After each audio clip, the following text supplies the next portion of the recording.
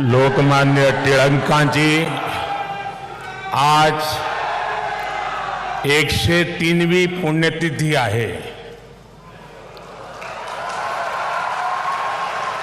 देशाला अनेक महानायक देण्याच्या महाराष्ट्राच्या भूमीला मी कोटी कोटी वंदन करते.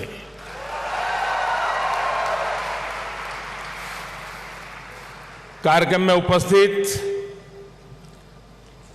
आदरणीय श्री शरद पवार जी, राज्यपाल श्रीमान रमेश बैस जी, महाराष्ट्र के मुख्यमंत्री श्रीमान एकनाथ शिंदे जी, उप मुख्यमंत्री श्रीमान देवेंद्र फडणवीस जी, उप मुख्यमंत्री श्रीमान अजीत पवार जी,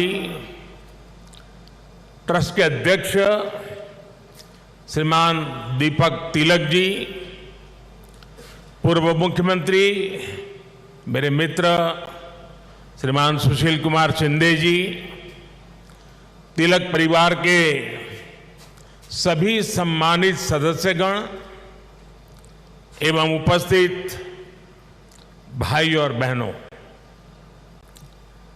आज का ये दिन मेरे लिए बहुत अहम है. मैं यहां आकर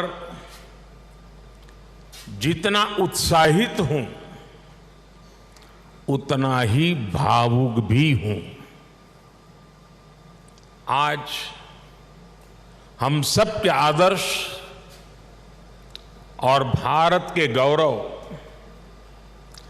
बाल गंगाधर तिलक जी की पुण्यतिथि है. साथ ही आज अन्ना भाऊ साठे जी की जन्म जयंती भी है. लोकमान्य तिलक जी तो हमारे स्वतंत्रता इतिहास के माथे के तिलक है.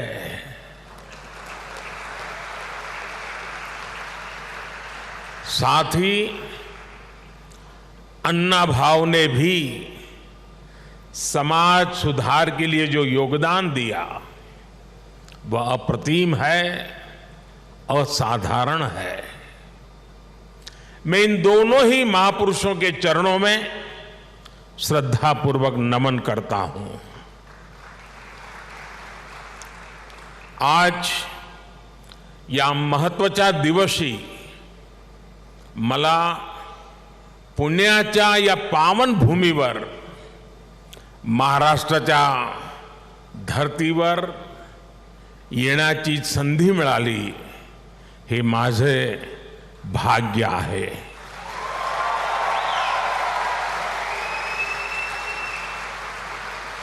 ये पुण्यभूमि छत्रपति शिवाजी महाराज की धरती है. ये चाफेकर बंधुओं की पवित्र धरती है. इस धरती से ज्योतिबा फुले, सावित्रीबाई फुले की प्रेरणाएं और आदर्श जुड़े हैं. अभी कुछ ही देर पहले मैंने दगड़ू सेठ मंदिर में गणपति जी का आशीर्वाद भी लिया. ये भी पुणे जिले के इतिहास का बड़ा दिलचस्प पहलू है. दगड़ू सेठ पहले व्यक्ति थे जो तिलक जी के आह्वान पर गणेश प्रतिमा की सार्वजनिक स्थापना में शामिल हुए थे. मैं इस धरती को प्रणाम करते हुए इन सभी महान विभूतियों को श्रद्धापूर्वक नमन करता हूं. साथियों, आज पुणे में आप सबके बीच मुझे जो सम्मान मिला है ये मेरे जीवन का एक अविस्मरणीय अनुभव है. जो जगह, जो संस्था सीधे तिलक जी से जुड़ी रही हो, उसके द्वारा लोकमान्य तिलक नेशनल अवार्ड मिलना मेरे लिए सौभाग्य की बात है। मैं इस सम्मान के लिए हिंद स्वराज संघ का और आप सभी का पूरी विनम्रता के साथ हृदय से आभार व्यक्त करता हूं। और मैं ये भी कहना चाहूंगा, अगर ऊपर ऊपर से थोड़ा नजर करें तो हमारे देश में काशी और पुणे दोनों की एक विशेष पहचान है। विद्वत्ता यहां पर चिरंजीव है, अमरत्व को प्राप्त हुई है। तिलक जी ने भारत के स्वतंत्रता आंदोलन की पूरी दिशा ही बदल दी थी। जब अंग्रेज कहते थे कि भारतवासी देश चलाने के लायक नहीं है, तब लोकमान्य तिलक ने कहा कि स्वराज्य हमारा जन्मसिद्ध अधिकार है। अंग्रेजों ने धारणा बनाई थी कि भारत की आस्था, संस्कृति, मान्यताएं ये सब पिछड़ेपन का प्रतीक है। लेकिन तिलक जी ने इसे भी गलत साबित किया। इसलिए भारत के जनमानस ने न केवल खुद आगे आकर तिलक जी को लोकमान्यता दी, बल्कि लोकमान्य का खिताब भी दिया। और जैसा अभी दीपक जी ने बताया, स्वयं महात्मा गांधी ने उन्हें आधुनिक भारत का निर्माता भी कहा। हम कल्पना कर सकते हैं कि तिलक जी का चिंतन कितना व्यापक रहा होगा, उनका विजन कितना दूरदर्शी रहा होगा। साथियों, एक महान नेता वो होता है जो एक बड़े लक्ष्य के लिए न केवल खुद को समर्पित करता है, बल्कि उस लक्ष्य की प्राप्ति के लिए संस्थाएं और व्यवस्थाएं भी तैयार करता है। इसके लिए हमें सबको साथ लेकर आगे बढ़ना होता है, सबके विश्वास को आगे बढ़ाना होता है। लोकमान्य तिलक के जीवन में हमें ये सारी खूबियां दिखती हैं।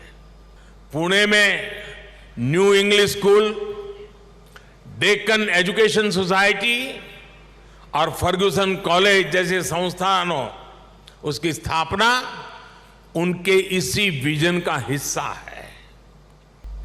इसी रोड मैप को आज देश प्रभावी ढंग से फॉलो कर रहा है। साथियों, वैसे तो तिलक जी पूरे भारत के लोकमान्य नेता है, लेकिन जैसे पुणे और महाराष्ट्र के लोगों के लिए उनका एक अलग स्थान है, वैसा ही रिश्ता गुजरात के लोगों का भी उनके साथ है। मैं आज इस विशेष अवसर पर मैं उन बातों को भी याद कर रहा हूं। स्वतंत्रता संग्राम के समय वो करीब 1.5 महीने अहमदाबाद साबरमती जेल में रहे थे। इसके बाद 1916 में तिलक जी अहमदाबाद आए और आपको जानकर के खुशी होगी, उस समय जब अंग्रेजों की पूरी तरह जुल्म चलते थे, अहमदाबाद में तिलक जी के स्वागत में और उनको सुनने के लिए उस जमाने में 40,000 से ज्यादा लोग उनका स्वागत करने के लिए आए थे। साथियों, आज आजादी के 75 वर्ष बाद देश अपने अमृतकाल को कर्तव्य काल के रूप में देख रहा है। हम देशवासी अपने अपने स्तर से देश के सपनों और संकल्पों को ध्यान में रखकर काम कर रहे हैं। इसलिए आज विश्व भी भारत में भविष्य देख रहा है। हमारे प्रयास आज पूरी मानवता के लिए एक आश्वासन बन रहे हैं।